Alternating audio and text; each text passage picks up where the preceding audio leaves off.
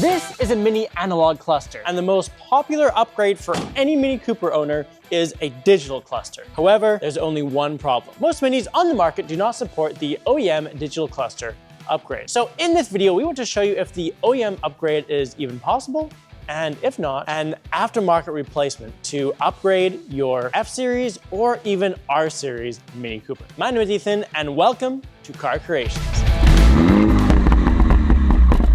How do you know if an OEM cluster works for you? Well, there's two different ways. One, if you have a heads-up display, it will work.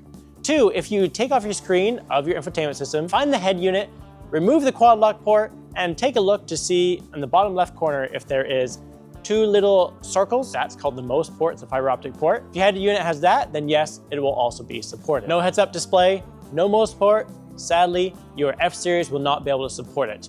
And if you have an R-Series, no hope about upgrading to any digital cluster. However, we now have a couple aftermarket solutions on the market. And this one here from Carlinklife actually looks pretty decent. So if you open up the box, right away we have here the digital cluster. Now, it probably won't be perfect because it is aftermarket, but hopefully it will update your cabin just enough that you feel like you're driving a newer car. On the top, you have some buttons for controlling your display on the cluster. On the back, you have 3 ports. So right here, we have the port for in case you have an R-Series. That's where you're gonna plug that in. Right here, you have the MOST cable port, the fiber optic port. That's if you have a heads-up display, plug it into there. Finally, you have the port for if you have an F-Series, like this car here. Also on the back, we have a little USB port, and I believe that's for updating it if you need to. I'd like to thank Carlinklife for sending us this cluster to take a look at. And if you want to buy this exact thing, we'll have a QR code on the screen or links in the description. And by purchasing it using those links, you'll help us out and our sponsors to make videos like this. Let's get installed and see how it works. And for tools, all you need is just a normal T20 screwdriver. And then we're going to take out the screws, being extremely careful not to drop them, because if you drop them down, you might never find them again.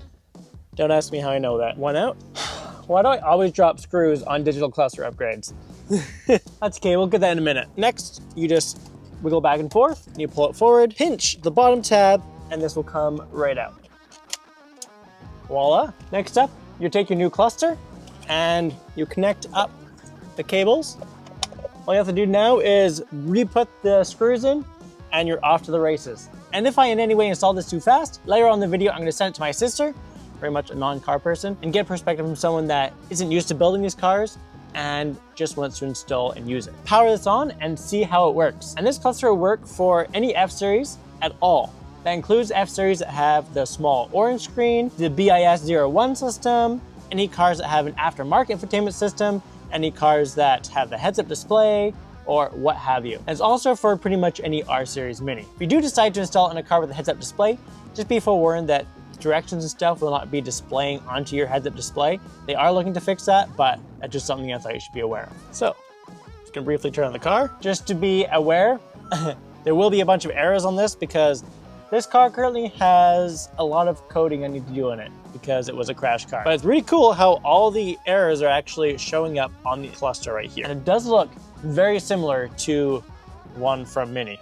Obviously, some of the text is different and stuff like that. We have the mileage at the top, RPMs, then in digital, at the top, we have your time, how fast you're going, the temperature, your kilometers to empty. And if we go down a little bit, we have the status of the car. Keep going down, we have your messages, we have your mileage in the car, and then on the right, we're gonna have our gas, as well as any errors that have popped up on this car. If I press the top, I can actually scroll through these. Right now we're in Eco, Comfort, Sport. The display is pretty crisp.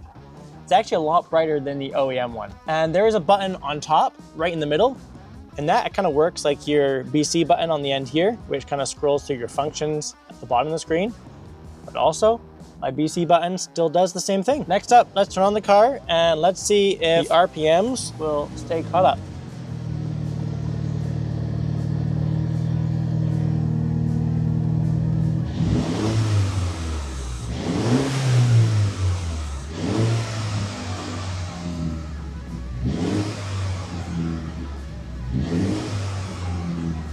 So on the surface, it looks really cool. But I think that we're going to take it off and get it boxed up and send it over to my sister across North America to see what she thinks. The normal digital cluster requires a MOS cable because it needs a fiber optic cable, keep the speed and the RPMs at real-time values. Now this cluster does not have that, and it's going to be slightly more laggy than the OEM one. So I'm interested to see how she finds the speed and if she finds that annoying at all. Okay, I put the plastic bag and the paper towel in there because Ethan said that it was really easy to drop these screws. So I'm hoping that it makes it less easy to drop these screws.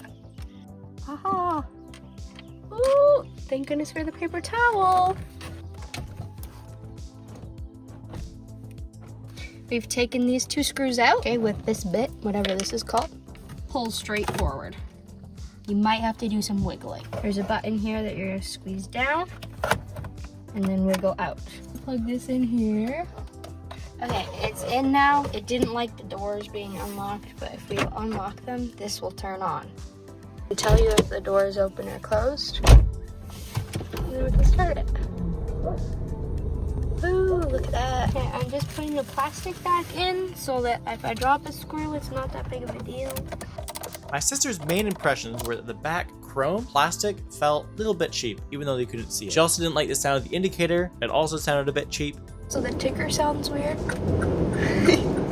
She didn't really notice a huge lag in the RPM or speedometer, although I could tell by looking at some of the videos that there was a little bit of a lag, especially in the RPMs. If your car does support the OEM digital cluster, in my opinion, it may be worth it to spring for one of those and go to all the work to install that. But if your car does not support it, or if you have an R series, this cluster would really upgrade the look of your car and add some functionality that it doesn't already have. If someone has installed this in an R series, please let us know down below how they enjoyed it, because I'd be very curious to know how it works. We hope you enjoyed the video. Please let us know what you think of this. If you'd want to buy something like this, if you want to install it in your F series or R series or anything like that. And if you have any comments, please leave them down below. We'd love to hear from you and answer them. And I love just scrolling down and looking to see how you guys are using it and how you're finding it. We do love the comments, but however, most of all, we hope you all have an amazing rest of your day, and we'll see you in the next one.